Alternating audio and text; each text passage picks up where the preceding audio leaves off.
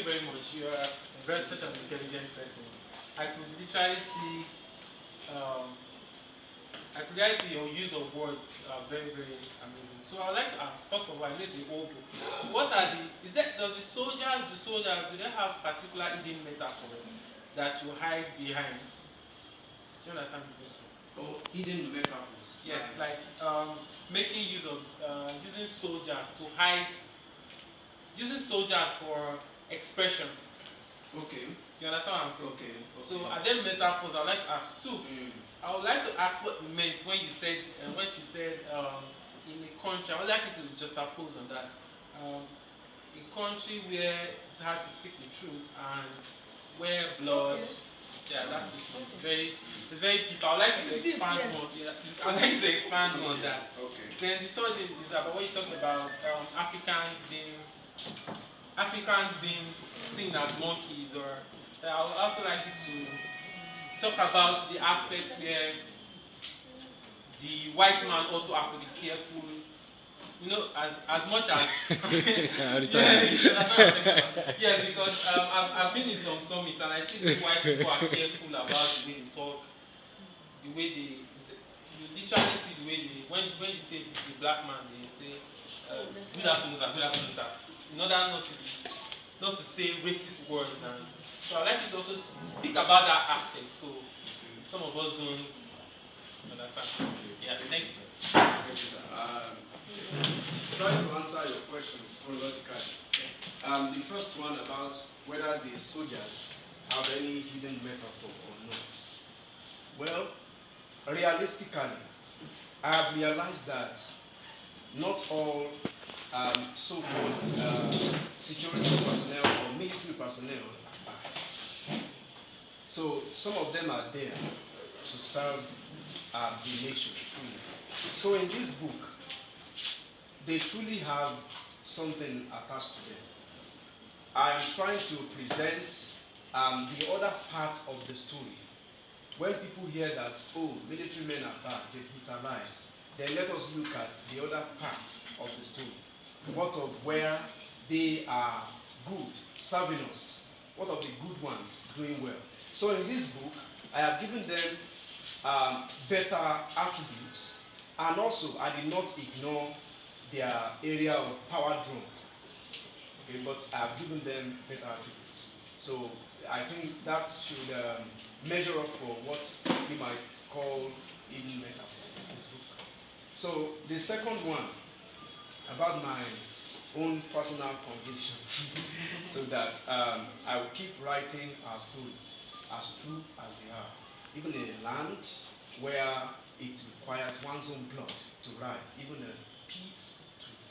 Yes, I have seen many writers persecuted for what they write. This is just one of my writings. I have other ones that are very satirical, and any government, any governor, something might pick it up and say, "Guy, you are so." But I am telling the world that I'm not afraid. I am ready to write them as true as they are. I will write your contribution, what you did amiss, and those ones that you did right, I will write them. So if you like, persecute me. Wale Adekola have been persecuted, okay, for giving, yes, several occasions. Particularly at South Africa. Yes, sir. Yes, sir. So the major one in Nigeria being because he articulated his own opinion on the Biafran cause. So he was thrown into solitary confinement for 2 years. So, and that did not break the man. So if that cannot break him, if Ken Sarurua was still strong till death, then I am also ready to carry on with this cause. That's good. That's what it means. That's good. Yeah, the last one on there's a third question. On being racism. Okay, racism. You said I should talk about the. Yes, Nigerians, I won't say Nigerians, Africans.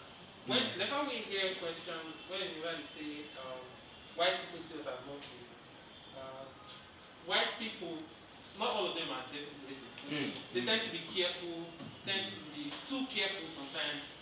So can you also talk about the other aspects, as much as we always like try to protect ourselves? Let us also talk about the other aspects. Other aspects. Yeah. Thank you, sir. Yeah. Thank you.